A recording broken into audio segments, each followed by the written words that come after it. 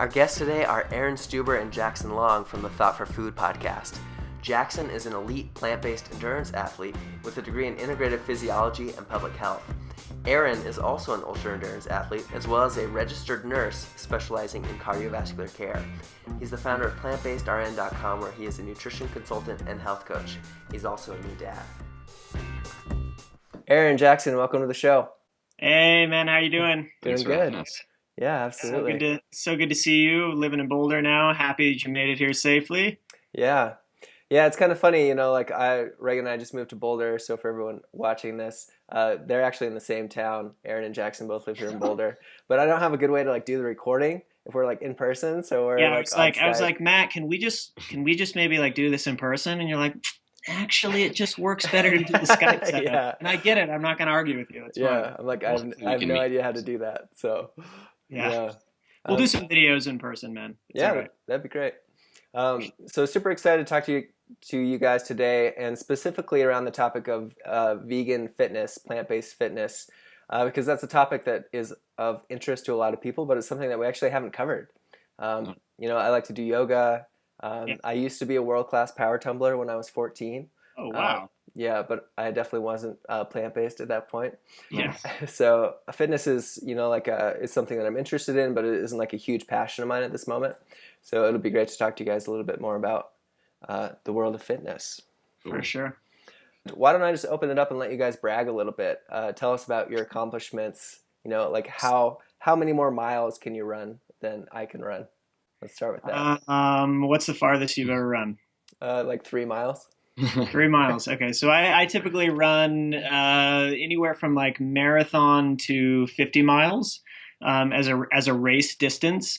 But I'm not tied to that or anything. I just like to run in general. Could be anywhere from 3 miles, up to 50. So it doesn't really matter for me. But the whole ultra marathon thing just means that you run greater than a marathon distance, which is 26.2 miles. And so that's something that for the last 3 or 4 years I've been focusing on, and just kind of gradually increasing that distance. And last year, my last race before I got injured was the Bryce Canyon 50 miler.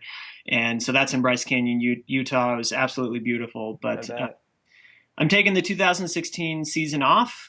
We have a 9-month-old at home, and I need to be home. It's hard to justify doing 4 to 6 hour runs when you've got a kiddo at home. So I'm just resting, kind of letting my body catch up a little bit, doing a lot of functional strength training, and still a lot of cardio stuff. I'm just not racing, but. Prior to running, I was a competitive climber for many, many years. And so I have more of a strength background. And so running was something I always did as cross training. And then I got really, really into it when I was in nursing school and decided to try the ultra distance and make myself a really good trail runner. So that's been my kind of short story. But Awesome. What about you, Jackson? Yeah, so I'm actually not an ultra runner yet. I'm just kind of getting into it now, but I've been competitive road bike racing for the past 9 years or so. And I started as a junior when I was 12 years old, and basically raced every year since, and kind of got to the highest amateur level you can, which is a category 1, basically semi-pro, and raced on a few really solid teams here in Colorado.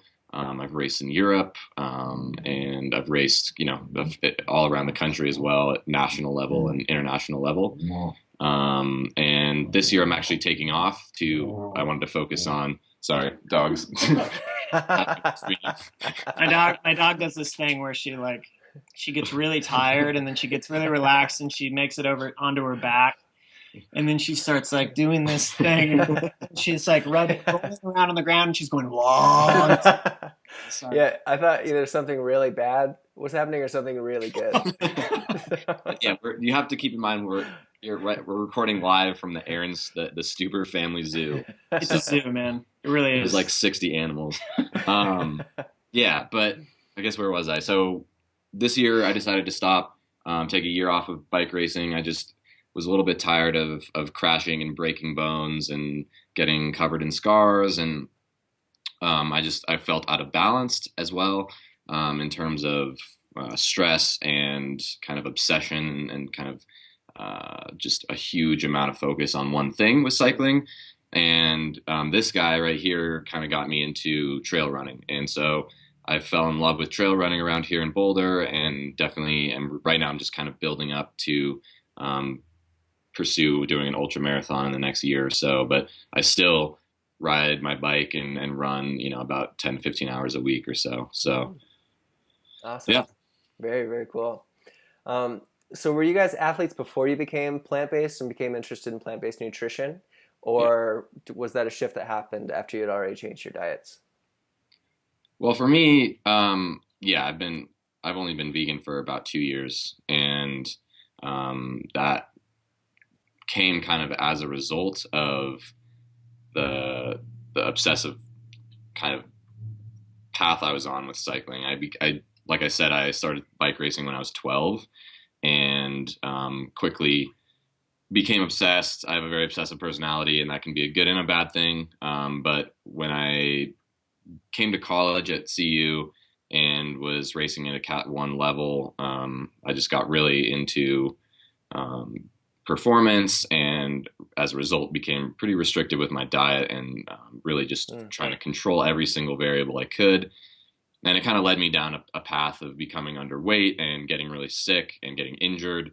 And that's actually kind of what led me to a plant-based diet, which is kind of a unique perspective, I would say. But definitely the trail running came after. Yeah. So it was more of like a fitness approach, like you were trying to fine-tune your diet in order to best support your fitness goals. Well, I was actually, I sort of was eating sort of a varied paleo diet when I was training really hard. One winter in Arizona, I took the semester off of school to race at a very high level. I was the young guy on this semi-pro team. We were the top amateur team in the country. And I got super restrictive because I was kind of surrounded by this culture of sort of eating disorders in athletes to maximize performance, because the lighter you are, the faster you go uphill, I see. basically. And as a result, it kind of backfired, and I got super sick, ruined my season, kind of, I lost a lot of weight, obviously, and stuff. And then I wanted to change my diet for the better and I just figured something was wrong. And so I did a lot of research, kind of found that eating a plant-based diet was the best for health, for performance, and then that's sort of how I got to know Aaron. So it was definitely kind of the opposite of that. It's like, a lot of people, I think, look to, it wasn't necessarily for performance for me. It was about health. Okay. So it was after you'd kind of burned yourself out, then needing to bring some more like health and healing into your life that you went the other direction. Got it. What about you, Aaron? So I've been on a, whole food plant-based diet for a little over 10 years now, kind of coming up on, God, has it been almost 12 years now? It's so crazy. Competitive athletics started for me with climbing, when I was, first got into college, and I was transitioning at the time into what would later become a whole food plant-based diet. So, nutrition was always something I focused on for, athletic performance and stuff like that. And it wasn't until I really started educating myself that I made that transition. But I think they both kind of came together at roughly the same time for me. Yeah. Okay, cool. Yeah, and I remember when we had talked previously, I think that you said that your, it might be your current wife, future or past girlfriend, that kind of helped you make this transition to plant-based. It wasn't necessarily something that you sought out. It was more her influence. Is that right? Oh, totally. So my wife, Allison, so she had been, when I met her, she had been vegetarian since she was 6. Wow. And so, and she kept pretty quiet about it. She wasn't pushy. She's not really a pushy person. And I would just give her crap about it all the time. I was just like, what are you doing? Like, you gotta get the meat. You've gotta, I remember at the time, like when we met in Eugene, Oregon, we were both working at REI, and I was also working at a climbing gym as an instructor. And, I was basically drinking like a gallon of milk a day. Like, because I thought I needed it for recovery. I'm doing all these ridiculous, climbing, like gymnastic style workouts.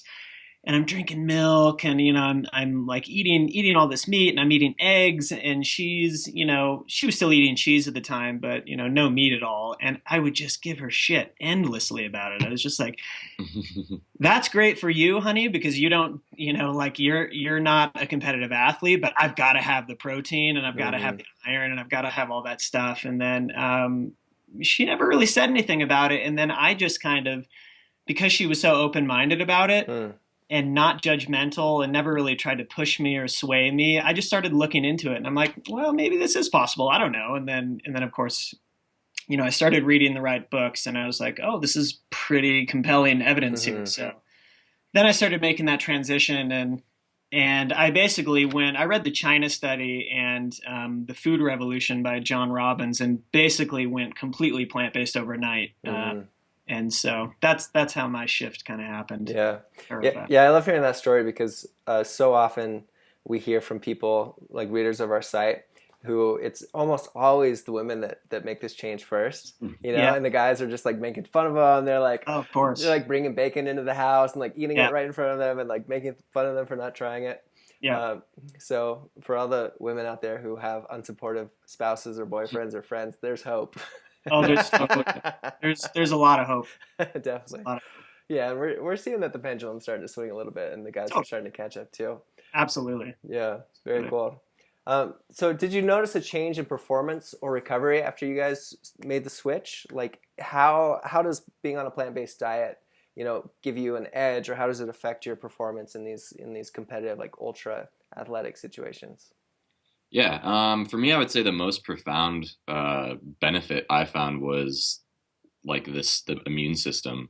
So as an athlete, getting sick is kind of your worst nightmare, especially during the season, during the competitive race season, or even big periods of training, as you are breaking your body down and forcing it to go into these really intense athletic endeavors, training 5-6 hours a day on your bike, or going and running for hours in the mountains in the winter when it's snowing, and your immune system takes a hit, and your body is under a lot of pressure and a lot of stress. And for me, I constantly, when I was growing up, from the age of as long as I could remember, even until I was 18, 19, before I went plant-based, I would get about 2 or 3 pretty significant upper respiratory infections a year. I remember one year I got strep throat like 4 times. And I just had chronic like upper like nasal congestion all the time. And as I think I'm not exactly sure on the reason behind it. I think there's a lot of studies to show that dairy especially is pretty mucus forming. That when I made the switch to a whole foods diet, like immediately my nasal congestion disappeared completely. Right. I was a complete mouth breather. So I would just like wake up in the morning, have like a super dry throat and mouth. And like, it would be really hard for me to sleep because I would just be like, and it's really dry here in Colorado. Yeah. And I would always get sick. Like it seemed at like the most important parts of the season. I also used to competitive cross-country ski race in high school, which is obviously in the winter. And so that's a pretty common time for people to get sick. And I remember I would get sick right before some of the big races, with a strep or a really significant upper respiratory infection. And for me, it was like night and day. Like I felt like I could breathe, and so to this day, I've only been sick maybe once. I've only had probably one serious, and it was actually just a couple months ago. I had a pretty serious, intense cold. But other than that, I've been able to manage, ward off sickness pretty well, and without even like a serious effort to do so. I don't really wash my hands that much. If you're a big believer in the microbiome, you'll understand that one. Yeah, and I also go to a school with 30,000 undergrads, so I was in school training 15 to 30 hours a week on the bike or running or skiing or whatever, and like my body was so like well equipped to fight off infection. Great. Anything you have to add to that, Aaron? The first thing I noticed was recovery, and this is something you're going to hear from a lot of athletes who switch over. There goes Molly again. Is that just so good, Molly? So there's a kind of a common thread in the athletic community and people who switch over to a plant-based diet, and they'll tell you usually the first thing they notice is their in recovery time decreases. So that's what I noticed first. So like just less, so if I did a really difficult training session for climbing, usually I'd be sore, something just achy for the next like 2 or 3 days, like in between sessions. And I noticed that went down to 2 days, and then it went down to 24 hours. And I was just like, man, this is crazy. And what ends up happening is that you can pack in way more training and be much more efficient with your workouts when your recovery time is less. Because exercise, when you're exercising really hard, it creates all this oxidative stress and inflammation.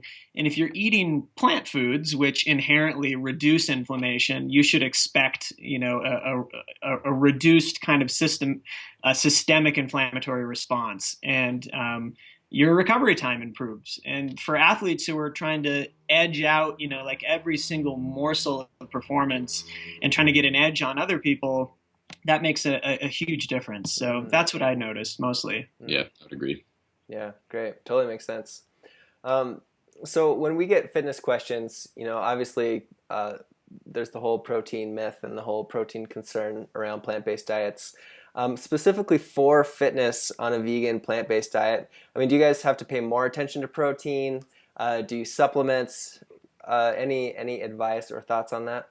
So fun. We're just both laughing because we did a podcast episode recently just on protein. We like dove really deep into the science on it.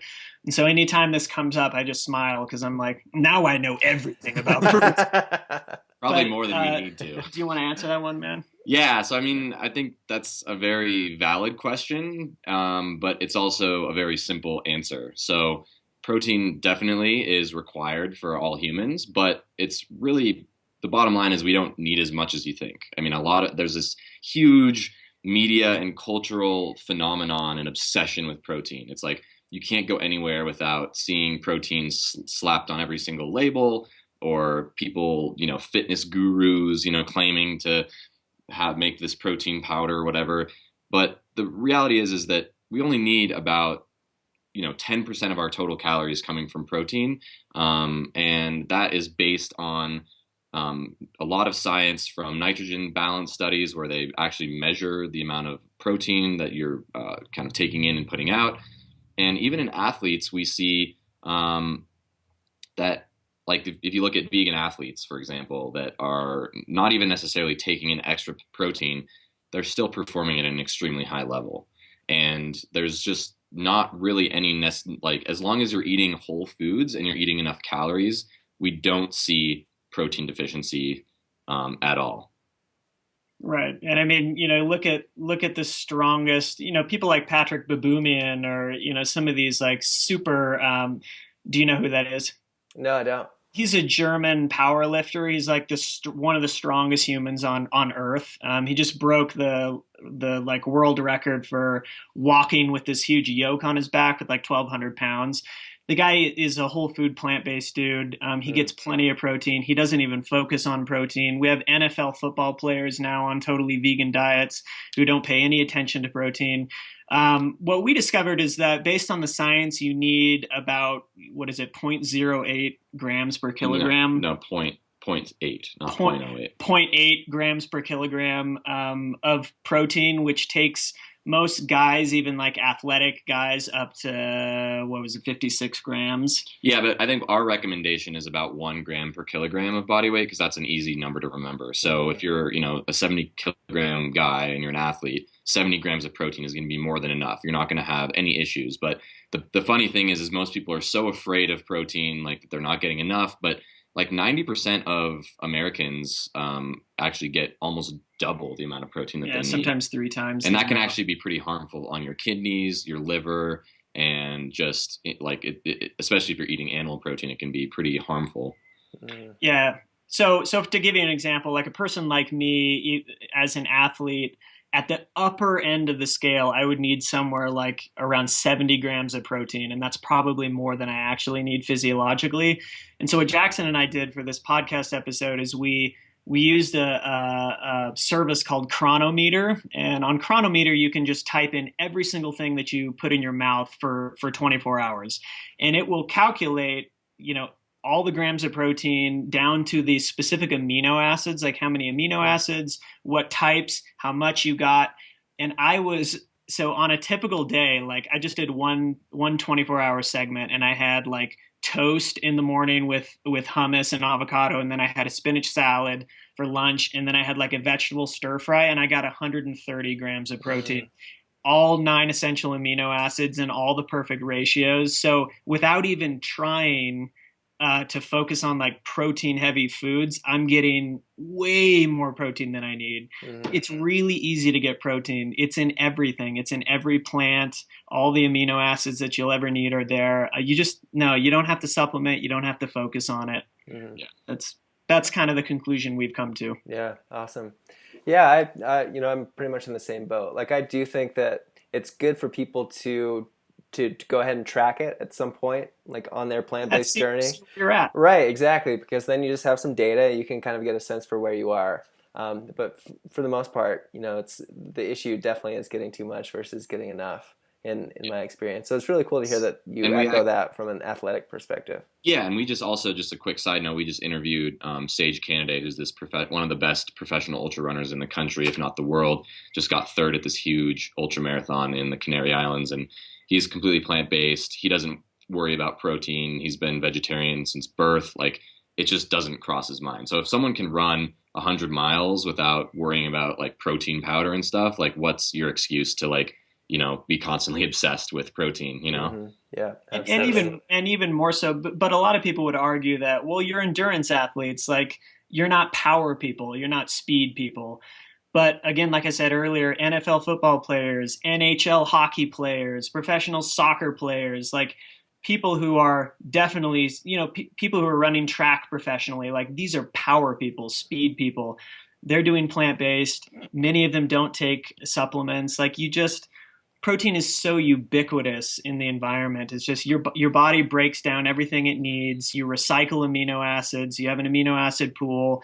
Your gut microbes make amino acids for you. I mean, you're just fine. Even if you just ate fruit, even a fruitarian diet would give you plenty of protein. So Okay, awesome. So you talked about supplements. Are there any other supplements specifically from a fitness standpoint that you guys use or would recommend for people? B12. Yeah, B12. B12, if you're vegan or not, B12 is huge. We just live in an environment now where it's hard to get natural exposure to vitamin B12. I take a vitamin D supplement because even people, when they do studies on folks, even folks that live in the sunshine, they tend to be low in vitamin D. Vitamin D is important for a lot of different things, but other than that, those are the only two non-negotiable ones. Yeah, definitely. I mean, I would highly, highly recommend any athletes out there, especially to get checked. So get a blood test every year or so. I have been pretty low in iron throughout my entire life. So even when I was eating tons of red meat and not vegan.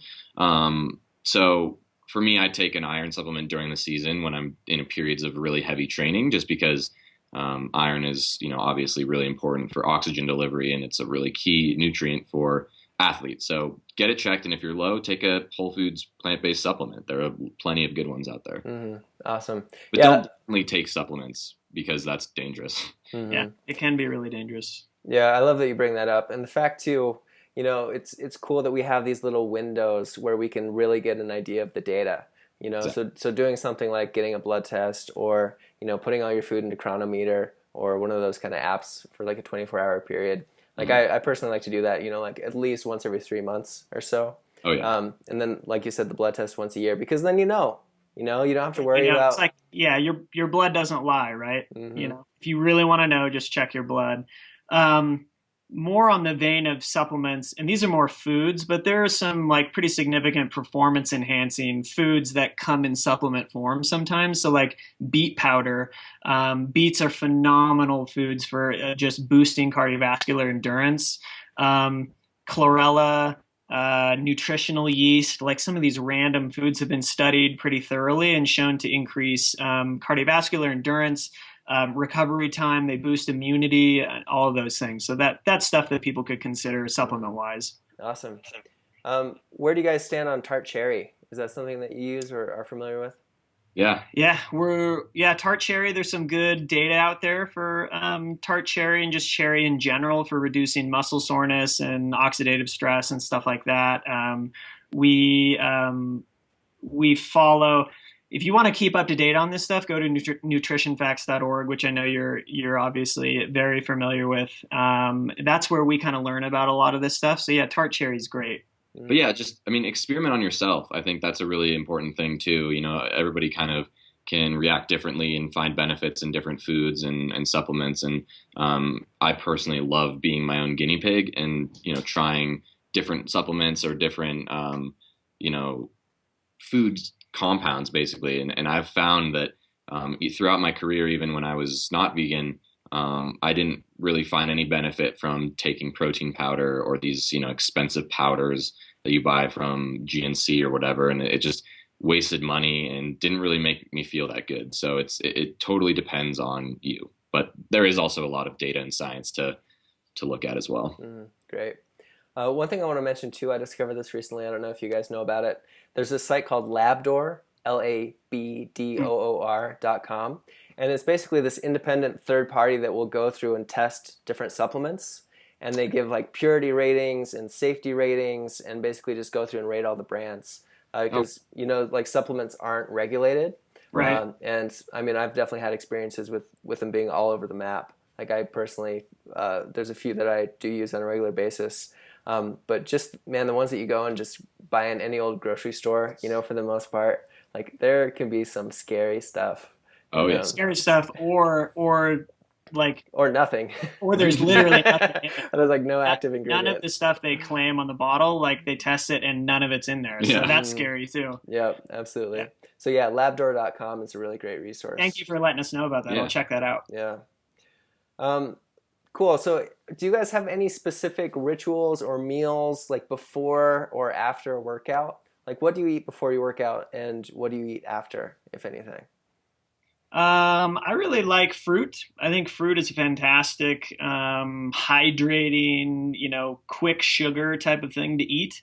Smoothies, usually that's the form that I consume most stuff in. So if I were to get up in the morning before a run, I might eat like 3 or 4 dates and a banana and drink some water, go run, and then come back and have a big green smoothie. So it would have kale, spinach, berries, bananas, dates, any kind of thing in it, which I think is important for recovery too. But yeah, I don't know. Fruit tends to be kind of my go-to meal. Even during like races and stuff, I'll try to eat as much fruit as possible.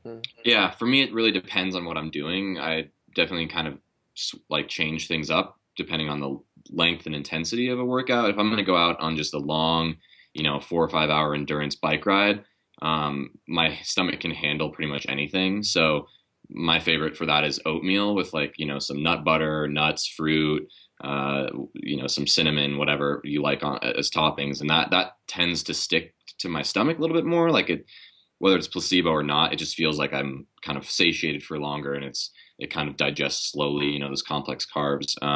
But if it's a really short time trial or, an hour long interval session or something, I'm probably not going to eat much before. Maybe I'll have a banana or something, just because I don't want all of the blood to be taken from my muscles and put into my stomach to digest that food. So it's a lot about experimentation, but definitely for shorter efforts, I try to stick with simple sugars, simple carbs, and then the longer stuff that doesn't require a ton of intensity, I'll do some kind of longer, slower to digest foods. Mm-hmm. Okay, great. So just one more question I have, and then we'll wrap up here. So to go on a completely different direction. So Aaron, I know you're an RN. We've talked about this before. Mm-hmm. And I really want to get your perspective, being kind of inside the healthcare system. Are you like seeing a change in the understanding of like this concept of food as medicine? Like, are more doctors considering nutrition as an important part of health and healing? Like, where are we at? What's the status of kind of plant-based nutrition within this larger healthcare system? Totally depends on the state, depends on the hospital, depends on the care team. I find that the farther west you go, people are more open-minded to it. Healthcare practitioners are looking at things like nutritionfacts.org and they're reading books about nutrition. The farther east you go, I see that less and less, unless you're somewhere like in DC where PCRM is and places like that. PCRM is out of DC, right? Mm-hmm. Yep. So I think it totally just depends on where you are. It's hard for me just because I'm isolated here in Boulder. It's hard for me to have a really good sense of like where we are nationally. But I can tell you in general when I have conversations with physicians and other healthcare practitioners that it's split pretty much 50-50. Some people are somewhat aware of the stuff that I'm talking about, and some people are completely in the dark. Like, um, I don't know. Like just the other week, I had a newly diagnosed heart disease patient. So someone who came in with chest pain, and we ended up working them up and diagnosing them with coronary artery disease, which is the number one killer of men and women in this country. And we have such a robust field of science on how we can actually prevent and reverse that problem with diet. And yet the cardiologist came in and promptly recommended that they get on the Atkins diet. They're like, well, cut out your carbs, eat a lot of lean meats, get those eggs in there because for the choline, and I'm just sitting there like, man, you literally, and then of course they say like, if the patient questions that at all, they always say, well, this is the state of the evidence. This is the state of the science. This is the best data we have. Atkins works. If you want to lose weight, because it's usually about weight. But so that is a regular occurrence, unfortunately, where I work. And even the people who are nutrition experts in the hospital are recommending things like that. But, and then the other half of the doctors I talk to are like, oh, yeah, totally, plant-centered. You definitely want to eat more plants, more whole foods. So Boulder tends to be kind of a whole food type of place. Like people are familiar with that. But where I was before at Oregon Health Science University in Portland, Oregon, very progressive. We grew half of the hospital's food on the roof. We had a farmer's market. People talked about vegan and vegetarian diets all the time. It was like regular knowledge. And then I came to Colorado thinking that would be the same, and I found it not to be the case at all. But I think it totally depends. But yes, in general, I think we're at a tipping point. We have enough people in the scientific field and the healthcare field pushing this message and illuminating the science for other healthcare practitioners. I know we're at a tipping point, and I think it's just a matter of maybe another 5-6 years till we like really see that roller coaster of momentum. Very cool. Yeah. So for anyone watching this who's not familiar, we do have a site. It's called plantbaseddoctors.org, and it's where you can go and you can look up by location if there's any plant-based healthcare practitioners in your area. So that's a great resource. If there isn't any, Aaron, if there's this patient who's coming in and they have this, like these concerns, like they're more interested in the possibility of using diet as an adjunct to medical therapy, how can they evaluate the practitioners, or is there anything that they can do to make sure that they work with somebody who's more in alignment with what they want? Use that website. Yeah. Okay. Seriously. I mean, it's literally what I recommend to people. So I tell patients who are interested, usually go check out nutritionfacts.org, because most of the people that are staying in the hospital for 2, 3, 4, 5 days have their iPad or their laptops with them. So I'm like, hey, check this video out. And we might watch a Gregor video together. And stuff like that. And then I'm like, and then they'll usually say, well, none of my doctors here know anything about this. So what do I do? So I recommend the site that you set up, which is really helpful for people. That's really the only way. I mean, there isn't like a foolproof way to know whether your doctor is going to be on board unless you seek somebody out specifically who has training in plant-based nutrition. Right. It's just hard. And the problem is that doctors can have this kind of authority complex, and they storm into the room and they're very authoritative, and they speak about, well, you've got to cut your carbs and you've got to do this and you've got to do that, and they preach it like it is absolute fact. And it's really hard for people to stand up and to question that. Mm-hmm. And, so when your doctor tells you something, most people listen. And so I usually have to come into the room afterwards and say, hey, I'm just letting you know that, I know that physician personally. They have no formal training in nutrition. Here's some of the stuff you can check out. So it's really about education. If patients are educated and empowered, then they'll know when they're being fed a line of bullshit, basically. Mm-hmm. Mm-hmm. But yeah, to find a doctor, I just recommend your site, honestly. Mm-hmm. Okay, great. Cool. So tell me a little bit more. So I said that was going to be the last question, but I do have one more. So tell me a little bit more about what you guys are up to. I know you have a podcast and some exciting things in the works as well. Let's close with that. What are you guys up to? Jackson. Yeah, so we just maybe like back in November, December or something. It's not been very long. Not been very long. We went and we sat down. We were at this coffee shop just up the road, and we're like, man, there's like this kind of like space that we feel is empty in sort of the podcast, vegan scene, the plant-based scene that kind of is really dedicated to evidence-based science approach to the health, the compassion, and the environmental sustainability aspects of plant-based lifestyle. And we were like, hey, let's team up, and we really want to do something. We feel super passionate about this. Let's do a podcast. We love listening to podcasts. Let's start creating content instead of just mindlessly consuming it. Maybe not mindlessly, but we just, we felt this need to contribute. And so I was finishing up my degree in physiology. Aaron's a nurse. We both are obsessed scientists about learning about, the research and poring over it. And not everyone likes to do that to, the degree that we do.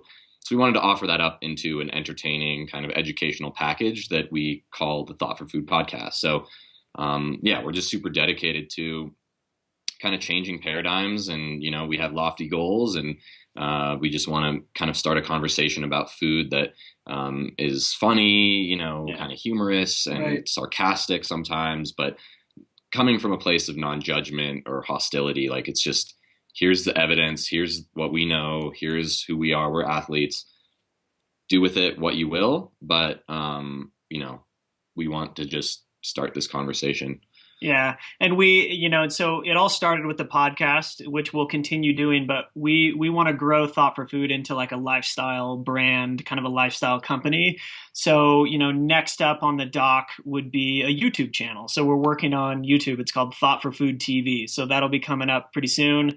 And just actually offering valuable content to people, like content that people can really get something out of that might change their life. Mm-hmm. And then we want to just keep growing it from there. We'd love to do speaking. We would love to do retreats. I mean, there are so many things that we would like to do. Yeah. And just kind of like individualized, coaching and stuff that to really just help people where they're at instead of, talking about it in kind of a more broad sense like we do. And I think a lot of people can benefit from, hearing what we have to say, and I think a lot of people can relate to us.